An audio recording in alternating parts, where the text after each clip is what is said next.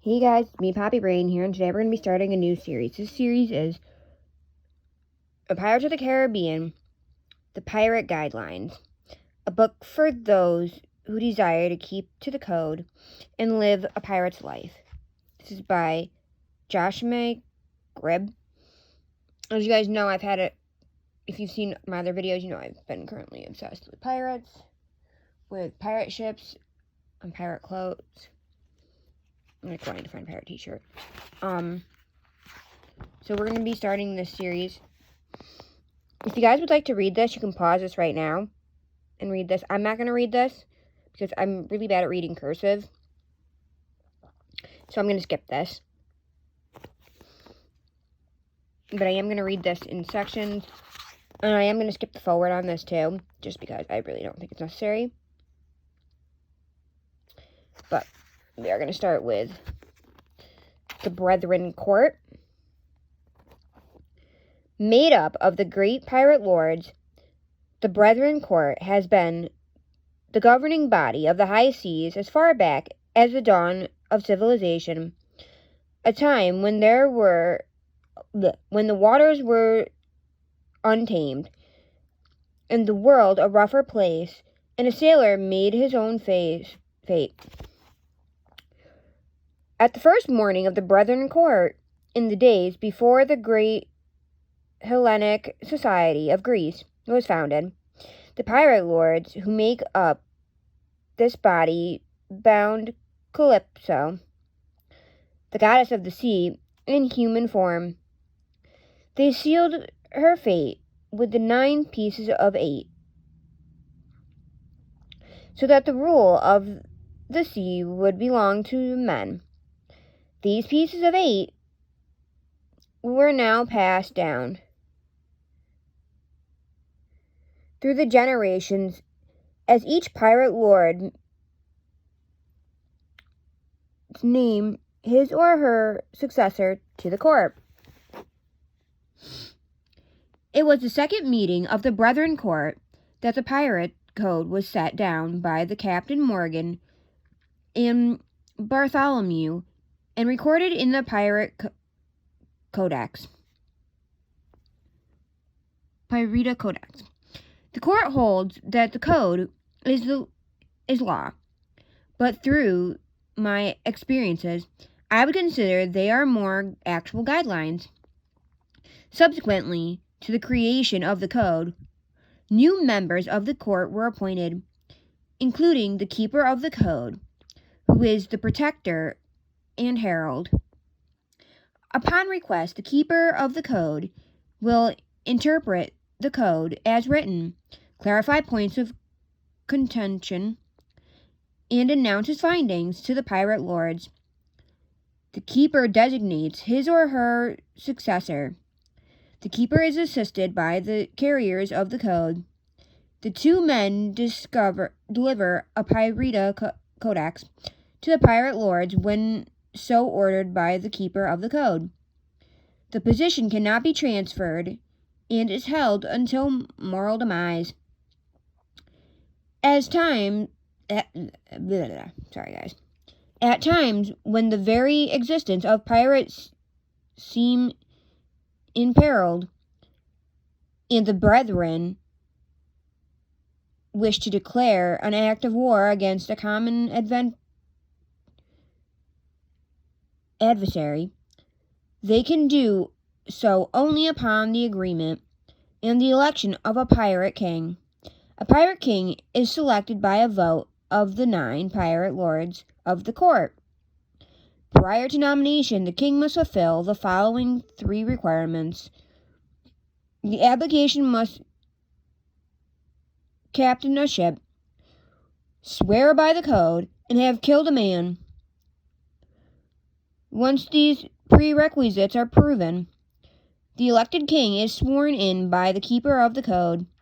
Duties of the pirate king are detailed in the Pirata Codex, and it included declaring war, assembling forces, and fashioning strategies. The methods of summoning the court is in the form of a song.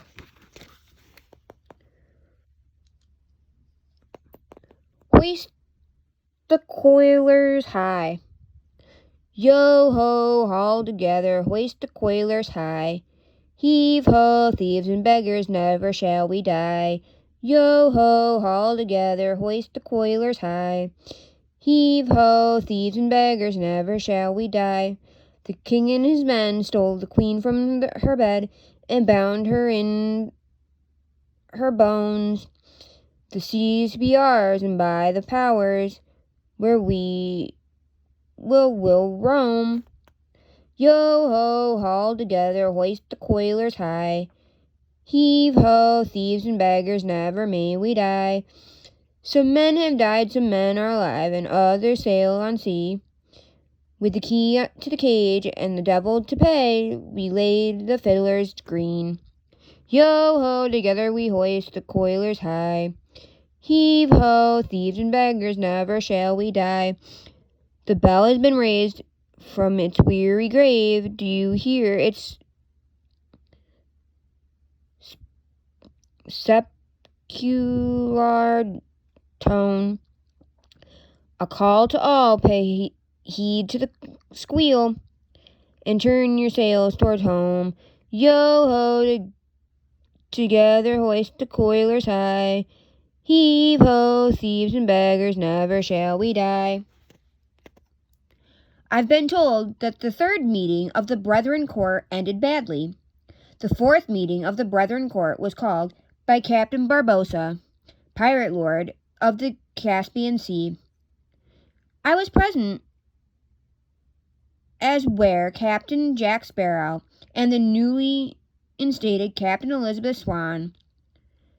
The East India Trading Company were advancing with an armada to destroy the world of pirates, and Captain Barbossa was eager to release Calypso, a process that needed all the 9 pieces of 8 be brought together again in the hopes that she would bestow her favor upon him in order to gain control of the sea himself.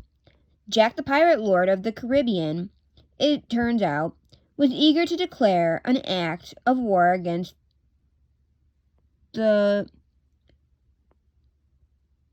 East.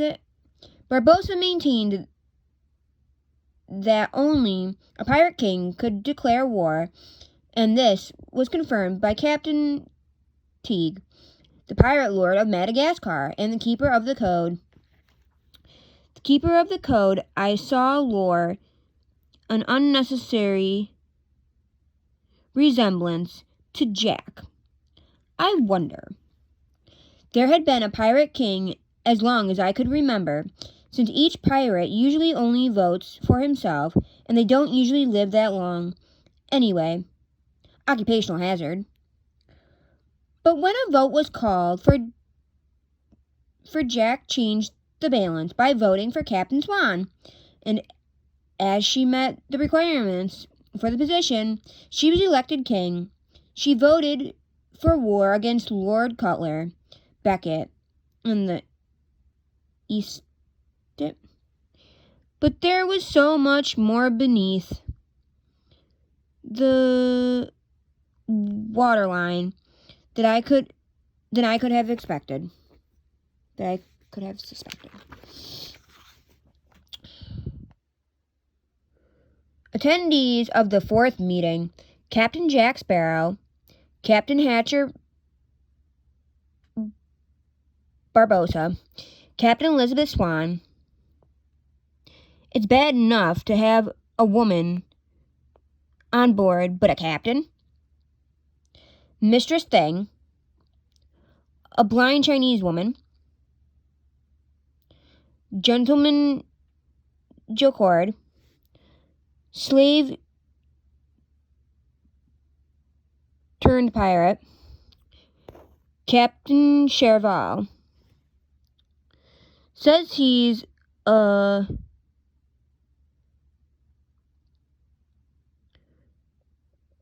penniless Frenchman. Oh, penniless Frenchman.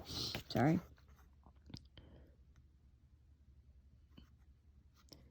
Villanova, a very reserved Spaniard.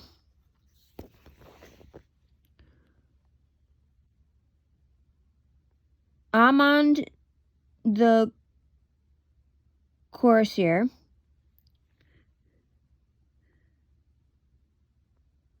Scourge of the Barling Least. Sir Samsaji.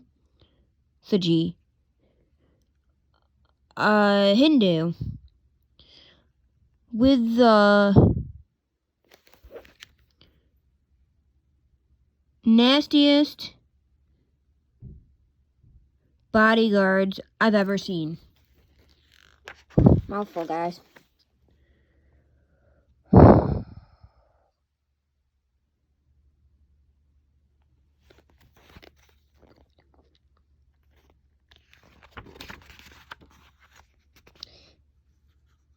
And that's the end of the forward, preface, whatever you want to call this.